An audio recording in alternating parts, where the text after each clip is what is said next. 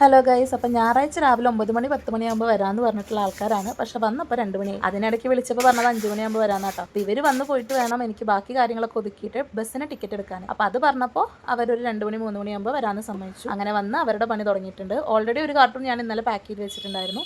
അത് just role ചെയ്തു. അതിൻ്റെ മുകളിൽ അവരുടെ ഓർഡർ നമ്പറും കാര്യങ്ങളൊക്കെ എഴുതി. വേറൊരു കാർട്ടൂണിൽ നമ്മുടെ മിക്സി, എയർ ഫ്രയർ അങ്ങനത്തെ എല്ലാ ഇലക്ട്രോണിക് സാധനങ്ങളും വെച്ച് മുകളിലും താഴെയും കുറച്ച് ഡ്രസ്സ് ഇട്ടിട്ട് അതും പാക്ക് ചെയ്തു. അത് കഴിഞ്ഞ് ഒരു ഗ്യാസ് സ്റ്റവും പിന്നെ ഒരു ബെഡിൻ്റെ ഒരു കവറുമാണ് ഉണ്ടായിരുന്നത്. അങ്ങനെ 4 പാക്ക് ചെയ്തിട്ട് കൊടുത്തയച്ചിട്ടുണ്ട്. ഒരാഴ്ചയാണ് അവർ സമയം പറഞ്ഞിട്ടുള്ളത്. ഡ്രോപ്പിംഗ് പോയിന്റും അതുപോലെ തന്നെ 2 കോൺടാക്ട് നമ്പറും കൊടുത്തിട്ടുണ്ട്.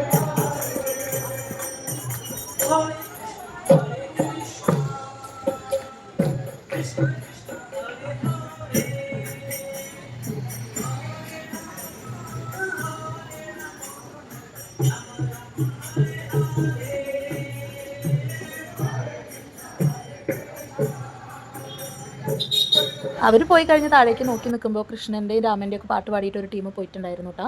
അത് കഴിഞ്ഞിട്ട് നല്ല വിശപ്പുണ്ടായിരുന്നു. ഇന്നാണെങ്കിൽ ഇവിടെ മെയിൻ്റനൻസ് കാരണം വെള്ളം വന്നില്ല.